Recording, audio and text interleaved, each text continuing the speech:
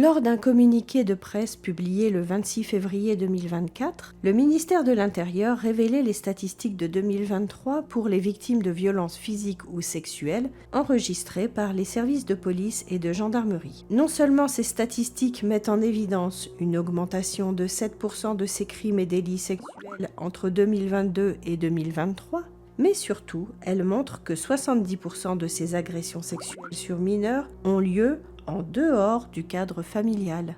Cette proportion est totalement l'inverse de celle que nous avons l'habitude d'entendre à la télé, sur YouTube, dans la presse et dans notre entourage.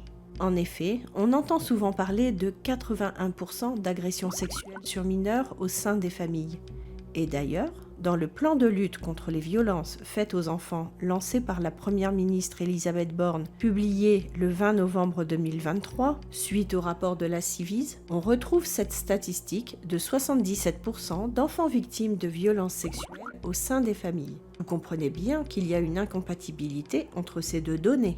70% des agressions sexuelles sur mineurs ont lieu en dehors de la famille et 77 ou 81% des agressions sexuelles sur mineurs ont lieu au sein de la famille. Qui a raison ? Je pense que vous allez être surpris. Pour mieux analyser la situation, il faut déjà comprendre d'où proviennent ces données, quelle en est la source et celle-ci est-elle fiable, c'est-à-dire statistiquement juste. Pour les 77 et 81%, on s'aperçoit que la source est la même, à savoir la Ciivise.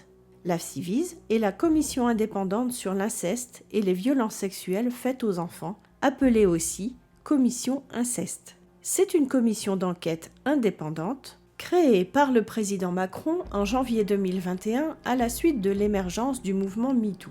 La Ciivise va rendre un premier rapport intermédiaire le 31 mars 2022, puis son rapport final le 20 novembre 2023.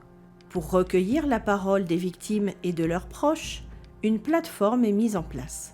Les recueils de témoignages qui vont servir à établir les statistiques et les estimations de la commission sont donc issus de cette plateforme, mais aussi de mails et de courriers ainsi que de témoignages en audition lors des réunions publiques. Au total, ce seront 26 949 témoignages qui seront recueillis. En allant sur le site de la Ciivise, il est possible de télécharger le rapport intermédiaire de 2022 ainsi que le rapport final de 2023. Le rapport final fait 756 pages et se compose de 4 parties avec une introduction générale. La première partie se nomme les piliers. Ce sont les enfants, la violence et la parole. La deuxième partie, appelée la réalité, présente les enseignements des témoignages sur les agresseurs et les victimes. La troisième partie s'appelle le déni. Elle évoque la culture du déni, les injonctions faites aux victimes, l'inutilité de la justice restaurative, le coût du déni, un chapitre sur Outreau, le système d'impunité des agresseurs, et la littérature et les médias face au déni. Et enfin la quatrième partie avec les 82 propositions selon 4 axes. C'est dans la deuxième partie, celle appelée la réalité, que nous allons trouver les fameux 81%. Plus précisément, il est dit: le plus souvent, les violences sexuelles sont incestueuses. Dans 81% des cas, l'agresseur est un membre de la famille. Dans 22% des cas, l'agresseur est un proche de l'enfant et de ses parents. Dans un peu plus d'un cas sur 10, 11%, les violences sexuelles sont commises dans un cadre institutionnel par un adulte le plus souvent. Enfin, 8% des violences sexuelles sont commises par un inconnu dans l'espace public, rue, transport en commun, etc. Vous remarquerez que si on additionne ces pourcentages, on obtient le total suivant. 81 plus 22 plus 11 plus 8 égale 122%. Ceci s'explique par le fait que les personnes ont pu être victimes de plusieurs agressions sexuelles au cours de leur enfance ou leur adolescence. Donc, au lieu d'avoir une réponse par personne, ils ont obtenu parfois 2 ou 3 réponses par personne, d'où un pourcentage total supérieur à 100%. Les données brutes sont donc à relativiser. Ceci expliquerait alors les 77% que l'on trouve dans le plan de lutte contre les violences faites aux enfants. Ce serait, à mon avis, car je n'en ai pas la preuve, une réévaluation des 81%, car je n'ai pas trouvé ces 77% en tant que tels dans les 2 rapports de la Ciivise. Après vous avoir démontré que la proportion de 81% n'est pas juste, mathématiquement parlant, je vais vous démontrer que cette statistique n'aurait jamais dû être généralisée à la population entière et qu'elle n'aurait pas dû être prise pour modélisation comme c'est le cas actuellement. La démonstration est simple et c'est la Civise elle-même qui va nous la faire. Dans le rapport intermédiaire produit le 31 mars 2022, on trouve à la page 23 de ce document des informations sur le panel très intéressantes. Il est précisé que les personnes qui ont répondu sont majoritairement des femmes, 88%, et que les enquêtes en population générale produites ces dernières années ont démontré que les femmes sont plus exposées que les hommes aux violences au sein de la famille avant 18 ans. Ce sont donc elles qui ont participé essentiellement à l'enquête, faussant ainsi les résultats. Et ça, la Civise le sait très bien, puisqu'elle précise un avertissement essentiel en préambule de l'analyse des questionnaires. Cet avertissement exprime clairement que les analyses n'ont pas vocation à être extrapolées à l'ensemble de la population, puisque les questionnaires sont renseignés à l'initiative des personnes elles-mêmes, sans que l'ensemble constitue un échantillon représentatif. Or, cet avertissement disparaît totalement du rapport final. Et dans celui-ci, on trouve des extrapolations à l'ensemble de la population. Autrement dit, les proportions et extrapolations de la Civise sont à relativiser, car leur échantillon n'est pas représentatif de la population française et qu'il est clairement orienté en faveur de l'inceste. Ceci dit, en appelant la commission inceste, l'orientation était donnée dès le départ. Et il paraît logique que ce soit en premier lieu les victimes d'inceste qui se soient manifestées pour témoigner. Maintenant, voyons d'autres études qui ont, à contrario, pris un échantillon représentatif et comparons-les avec les statistiques du ministère de l'Intérieur de 2023.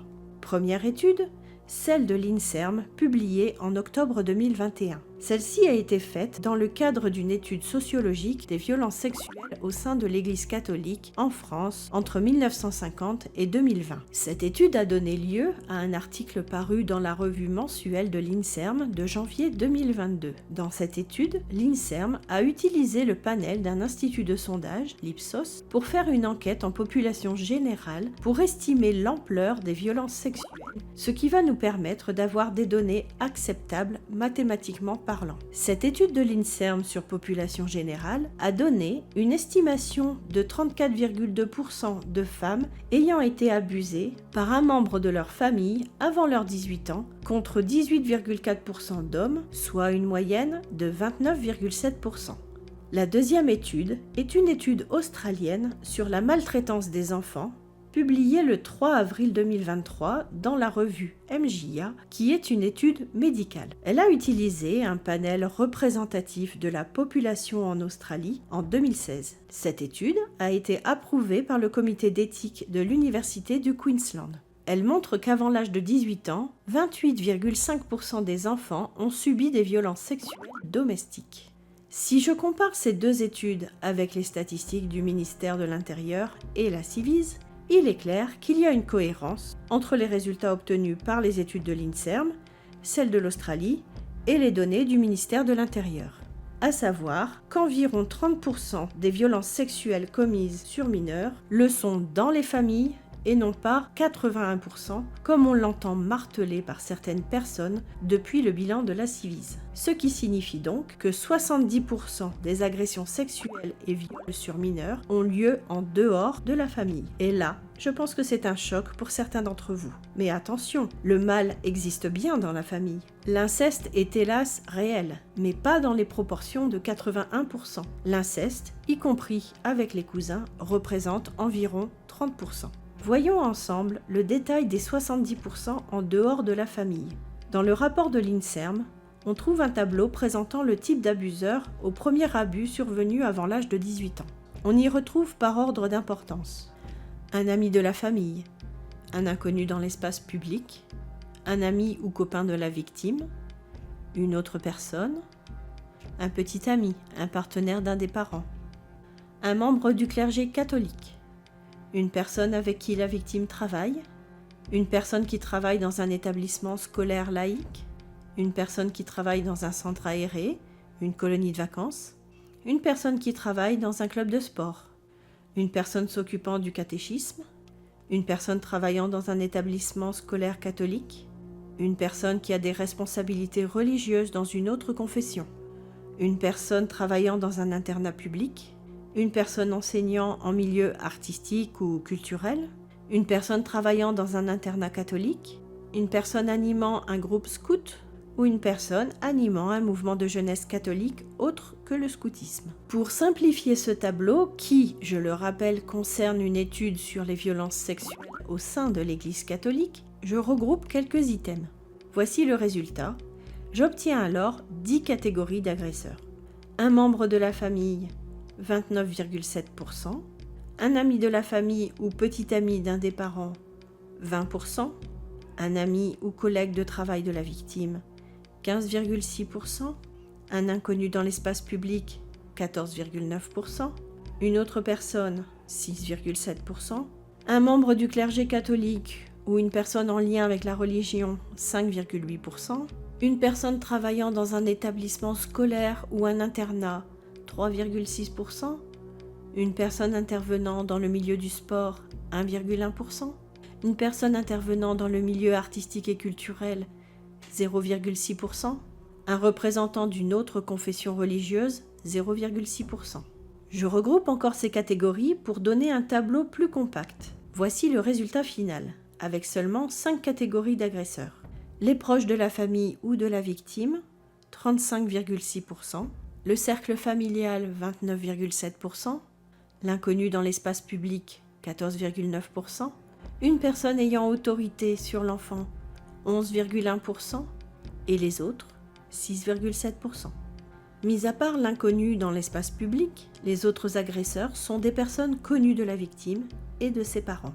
Des personnes en qui ils ont confiance et qui ont plus ou moins d'autorité sur l'enfant. C'est pourquoi dire que 77% des violences sexuelles se passent au sein de la famille, c'est nier que le problème est aussi en grande partie en dehors de la famille. Et que dire alors des 6,7% d'autres? Qui sont ces autres? Pas des inconnus dans l'espace public, ils sont déjà comptabilisés. Donc on écarte les prédateurs qui prennent une victime au hasard dans la rue. Ce sont donc des personnes qui connaissent l'enfant ou les parents, sans être pour cela catégorisées dans les proches. Quelques mots s'imposent alors: réseau, rituel, prostitution, commande, darknet. En conclusion, je dirais simplement que si on braque les projecteurs sur l'inceste, on éloigne la lumière et les investigations des zones d'ombre qui dérangent. Le milieu associatif, sportif, enseignant, médical, social, et ces fameux réseaux pédos qui existent partout sauf en France. Alors, où se cache la noirceur de l'âme humaine? Dans la lumière ou dans les ténèbres?